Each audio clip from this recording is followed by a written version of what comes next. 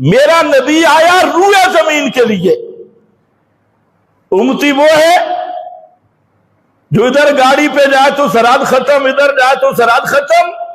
ٹکڑوں پہ خوش ہونے کس کا حق ہے؟ زمین اللہ کی. پرانے زمانے میں ایک نعرہ سنتے تھے، آج کل تو وہ بھی ووٹوں میں الیکشن میں چلا گیا، الارض للہ.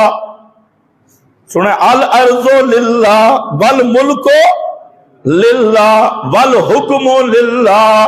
یہ 3 لفظ ہم سنتے تھے جب سکول پڑھتے تھے. الارض للہ، پوری زمین کس کی ہے؟ والملک للہ، بادشاہی کس کی ہے؟ والحکم للہ، حکم کس کا ہے؟ حکم بھی کس کا؟ اللہ کا. اس لیے میرا بھائی ٹافیوں پہ خوش نہ ہو. یہ تمہیں ٹافیاں ملا کے نچایا جا رہا ہے اور تمہیں ٹافیاں دے کے تقسیم کیا گیا.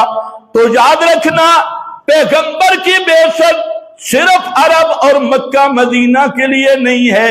پیغمبر کا پیغام کسی خطہ کے لیے نہیں ہے، روئے زمین اور ساری انسانیت، عالم انسانیت کے لیے پیغام ہے.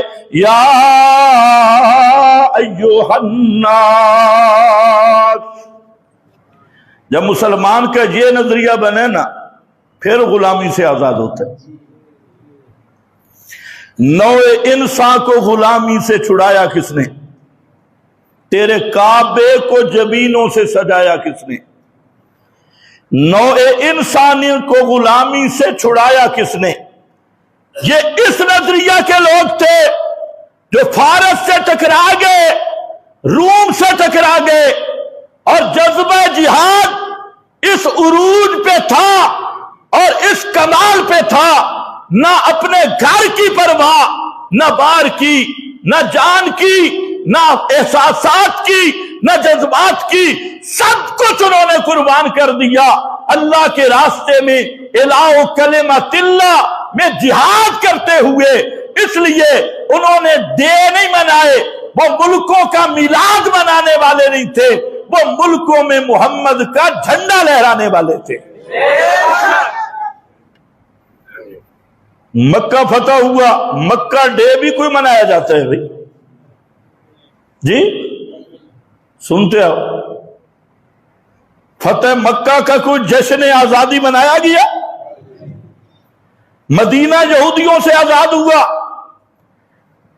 900 یہودی 800 900 کو ایک وقت میں ذبح کیا گیا.